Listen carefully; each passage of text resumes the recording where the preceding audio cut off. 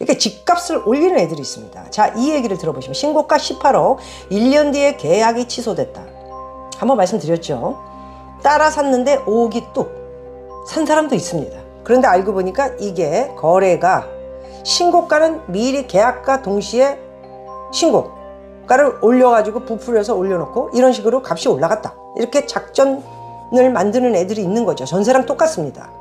그래서 1년이 지나가지고 취소된 신고가 계약, 그게 시세 아니었어? 라고 사람들은 시세 아닌가?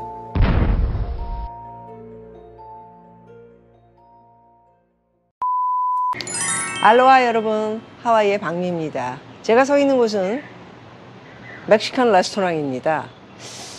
캘리포니아 LA는 멕시코 음식 파는 곳이 워낙 많기 때문에 굉장히 집 앞에 10분만 걸어나가도 쉽게 먹을 수 있는데요. 또 하와이는 멕시코 음식 LA 같이 이렇게 파는 곳이 많지는 않습니다. 굉장히 인기 있는 곳이어가지고요. 저도 가끔 와서 먹는 곳이기도 합니다. 물론 제가 서 있는 곳은 제 동네에 위치해 있는 식당이기도 하고요.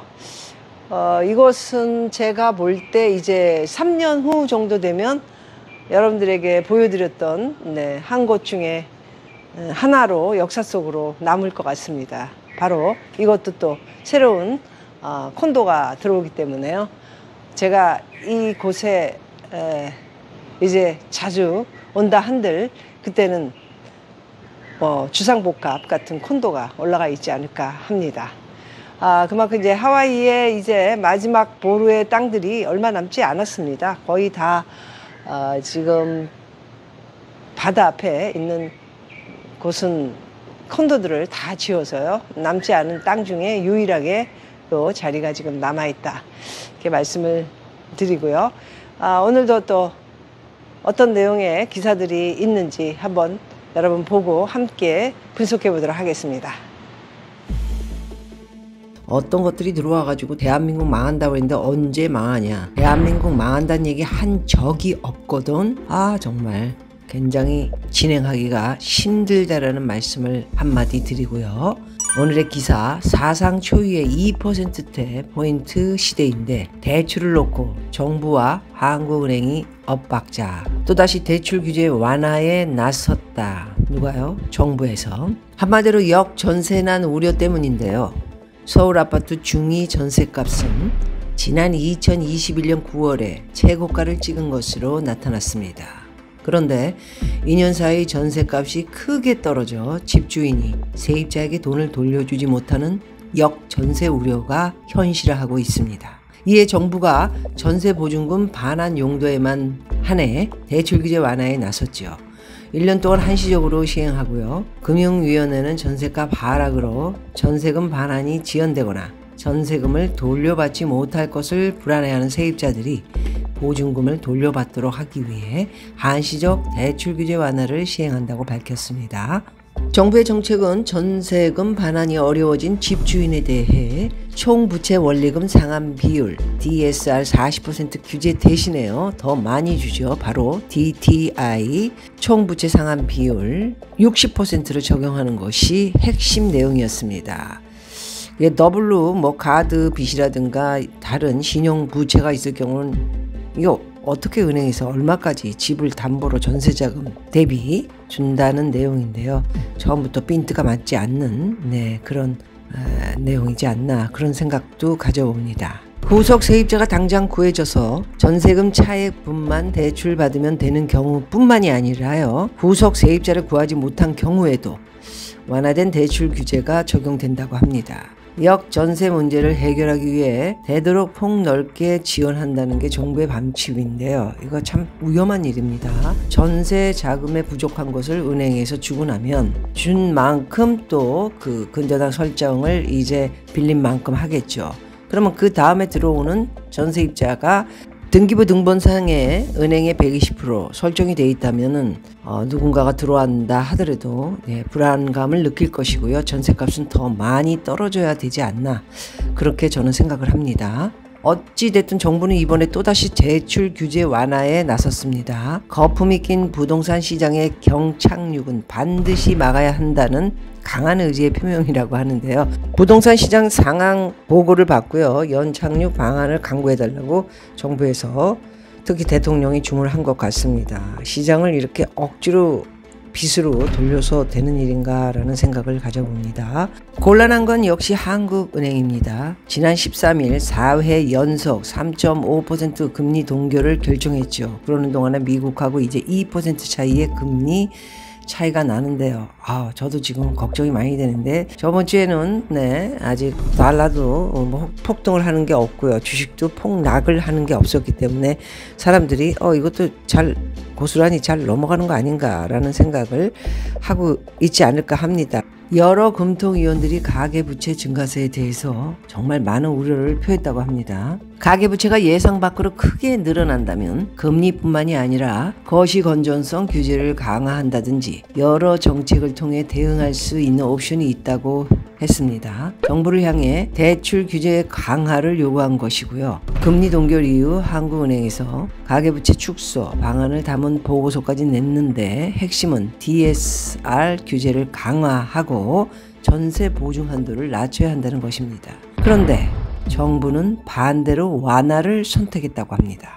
실제 정부의 규제 완화로 주춤하던 가계대출 규모가 급증하고 있습니다. 한국은행이 발표한 올해 6월 말 기준 예금은행의 가계대출 잔액은요 1062조 3천억 원, 전달보다 5조 9천억이 늘었습니다. 잔액 기준 사상 최대 규모를 기록했고요. 6조 4천억 원의 증가폭을 보였던 2021년 9월 이후 문재인 정권 때죠. 지금 현재 이런 일들이 다 문재인이가 만들어 놓고 간 거 떠받아서 지금 계속 빚으로 때우고 있는 것입니다. 1년 9개월 만에 2021년 9월 이후 1년 9개월 만에 가장 큰 폭으로 증가한 것인데요. 은행권 가계대출은 3월까지 감소세를 보이다 4월 이후에 증가세로 전환했죠. 정부 규제 완화로 또 돈을 빌려주면서 집 사라, 또 집 사고 전세 이제 대출까지 손을 대는 이런 일이 벌어졌습니다. 여기서 중요한 것은 부동산이 하락을 해서 제자리로 갈 수 있게 만들 뻔했는데요. 가계대출이 전체적으로 급증한 것은 예상대로 주택담보대출 증가 때문이죠. 6월 은행권 주담대 증가폭은요 7조 원에 이릅니다. 2020년 2월 이후에 3년 4개월 만에 최대 증가폭이고요. 개별 주택담보대출은 물론이고 정책 모기지, 전세대출, 집단대출 등 모두 항목이 늘어났습니다. 이 가운데 정책 모기지는요, 정부가 부동산 규제 완화 차원에서 적극적으로 권장했던 대출 상품입니다. 정부가 정책 모기지를 통해 하방 압력을 받던 부동산 시장을 강세장으로 돌려 세웠다는 평가가 나오고 있습니다. 여기다 또 오세훈 시장 이분이 또 압구정동 재건축부터 압구정동에서 또 다리를 만들어서 성수동으로 연결을 하고, 지금 때가 정말 이럴 때가 아닌데 뭔가를 잘못 계속 하고 있는 듯한 불안한 생각이 들기도 합니다. 미국이 시장의 예상대로 기준금리를 0.25%포인트 더 올렸습니다. 한미 금리차가 역대 최대폭입니다. 처음 정말 경험하는 2%포인트 차이가 지금 나 있죠. 제롬 파월 연준 의장은 이번에 금리 인상을 발표하면서요, 올해 2023년 제가 말씀드린 그대로 한결같이 금리 인하 없습니다. 제롬 파월 얘기이기도 하고요. 그런데 미국의 소비자 물가지수 CPI가 1년 전보다 약간 떨어졌다 이런 내용으로 월가에서 환호를 하고 주식이 계속 폭등을 하고, 한국도 연일 신문에 좋은 이야기만 내뿜고 있는데 절대 그렇지 않습니다 라는 말씀을 오늘의 분석 내용 중에 제 이야기를 드리도록 하고요. CPI라든가 PPI가 딱 한 번 좋은 지표가 나온 것 뿐이다. 오랜 기간 강한 수준으로 이어온 긴축 기조를 제롬 파월은 바꿀 수 있는 정도는 아니다. 이렇게 이야기했습니다. 결국 우리가 기준금리를 인상하지 않으면 단 한 번도 경험하지 못한 한미 금리 차는 최소 올해까지 유지된다는 의미인데요. 상황에 따라서는 더 벌어질 수 있습니다. 0.25 한 번 더 올립니다. 제 생각입니다. 네, 요거 킵해 주시고요. 그렇게 되면 올해 금리 인하가 없게 되면은 2% 차이가 아니고 한 번 더 올리게 되면은 2.25 사상 최고의 금리 차이로 한국은 진짜 오랜 기간 동안 어찌 하려고 하는지 모르겠네요. 한국은행으로서는 이전보다 더 심각한 고민에 빠질 수밖에 없는데요. 당장에 다음 달 8월 24일이죠. 통화정책 방향회의에서 금리 추가 인상을 진지하게 검토해야 하는 상황에 놓이게 됐다. 금리 올라가면 이제 대출 이자 더 오르고 뭐 모든 이자가 다 오르죠. 웬만하면 제발 빚 내지 마시고요. 하반기 경기 회복 가능성이 불투명하고요. 뭐 전혀 지금 수출이 무역 수출 뭐 이런 것들 지금 다 적자 볼 가능성이 높아지고 있고요. 부동산 프로젝트 파이낸싱 PF발 금융위기 가능성까지 남아 있는데 벌써 터져야 할 거 지금 돌려막기 하고 있죠. 거기다 해외 부동산 투자한 뭐 증권회사를 비롯해 뭐 엄청 많습니다. 새마을 금고뿐이 아니고요. 증권회사 뭐 미래에셋에 뭐 이런 회사들이 지금 해외에 부동산을 사서요. 신문 보도로는 15조인데 엄청나게 많은 지금 부실 다 잃는 돈들입니다. 이제 앞으로 뻥뻥 터져 나올 것 같고요. 이제 정부는 불안보단 안정적으로 보는 분위기라 어떻게 정부는 이렇게 시장을 내다볼까요? 정말 굉장히 걱정스럽습니다.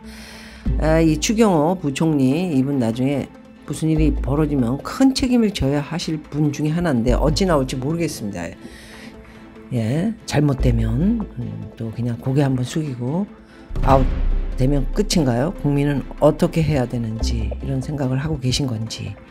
추경호 부총리는 미국이 기준금리 인상을 결정한 날 비상거시 경제금융회의를 주재했고요. 액션을 취하면서 주식, 채권시장은 견조한 투자 수요가 지속되고 있다. 주식시장은 뭐 폭락하지도 않고 지금 견조하게 잘 진행이 되고 있는 국민들은 이거 뭐지? 주식은 많이 안 떨어지고 그대로네. 이런 지금 분위기를 갖고 있죠. 누구나 다 그냥 잘 되고 있나 보다 이렇게 생각할 수 있습니다. 이날 이 자리에는 이창용 한국 총재도 있었다고 합니다. 서로 다른 곳을 바라보고 있는 두 경제금융수장이 함께한 것이다. 기사 내용도 뭐 이렇게 나왔는데요. 머릿속에 어떤 생각을 하고 있을까요? 불안불안하면서 이창용 총재는 이제 얼마 남지 않았나요? 임기가? 대충 빨리빨리 맞고 구멍을 또 맞고 그러다가 이제 아웃 안녕 그러고 가시는 건가요? 추경호도 그러신 건가요? 정말 대단히 국민들이 뭐 아무 생각이 없으신 분들은 그냥 지나가는 거고요. 뭐 잘못돼도 또 우리나라 무슨 문제가 생겼나 보다 하실 수 있고, 투자하셨던 분들은 이제 과연 어떻게 될런지, 또 빚으로 투자까지 하신 분들 참 잘 선택을 하셔야 될 것 같습니다. 어떤 선택? 본인이 어떻게 해야 하는지는 본인의 선택만이 남은 것이죠. 모든 책임은 일을 저지른 본인의 모든 책임이 있다 해서 공부를 하는 것이고요. 그리고 불안한 것을 잠재우기 위해서 또 오늘도 눈을 뜨면 주식시장, 달러시장, 부동산시장 이런 것들을 공부하는 거겠죠. 오늘은 여기까지 정리하도록 하겠습니다. 여러분, 박미였습니다. 고맙습니다. 아까 제가 서 있었던 데서 안쪽으로 들어왔습니다. 안쪽으로 들어가서 저 실내로 들어가게 되면요, 이것은 그 쇼핑몰인데요. 안쪽에 실내로 굉장히 많은 쇼핑할 데가 있어서요, 많은 사람들이 사랑했던 곳이기도 합니다. 그리고 지금 보이실런지 모르지만 또 저 앞에 있는 햄버거 집은 바다가재를 집어넣고 파는 뭐 햄버거라 독특해서 많은 사람들이 와서 먹는 곳이기도 한데 굉장히 비쌉니다. 햄버거가 한국도 뭐 10만 원짜리가 있다는데요. 아마 그 정도 되는 걸로 알고 있습니다. 저는 바다가재 안 넣고요, 조금 더 싼 거를 먹어봤는데 맛있습니다. 그렇지만 이제 이것도 몇 년 후에는 부시고 이제 한국말로 주상복합식의 콘도가 올라오는데요. 역사 속으로 하와이에 굉장히 유명했던 쇼핑몰이 역사 속으로 사라지는 모습을 보게 될 것 같습니다. 완공은 제가 아는 걸로 2000한 28년, 29년, 네, 그 사이에 되지 않을까. 그때는 또 제가 이제 놀러 와서, 예, 지금은 살고 있지만 그때는 놀러 와서 어떻게 잘 만들어졌나. 뭐, 그렇게 보게 될지, 아니면 또 뭐를 하나, 예, 또 준비를 할지, 좀 아쉬운 감은 없지 않아 있습니다. 하와이에 대한. 네. 그렇지만, 나이가 점점 저도 들고 해서요. 부동산에 집착이 이제 없어졌고, 잠깐 와서 놀러 오는 거, 예, 그런 것이 제일 좋지 않은가 하는 생각을 가져봅니다.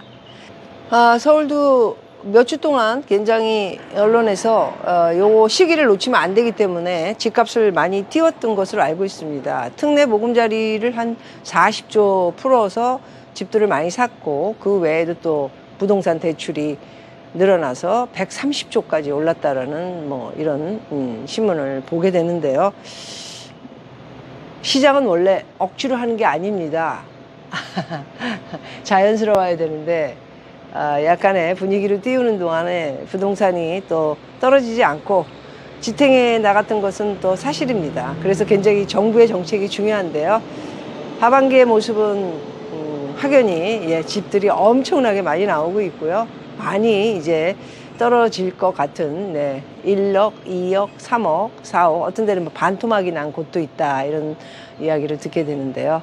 집을 사시려고 하시는 분들은 올 하반기가 찬스 아니냐, 이런 생각을 또 갖고 계실 것 같은데요. 저는, 네, 예, 참는 자가 복이 있다. 찾는 자가, 끝까지 찾는 자가 가장 싼 값에 살 수 있는 기회를 잡을 수 있지 않을까 하는 여러분들에게 말씀을 드리면서 오늘도 하와이에서 영상 마치도록 하고요. 또 다른 좋은 영상으로 인사하도록 하겠습니다. 여러분 고맙습니다. 마할로.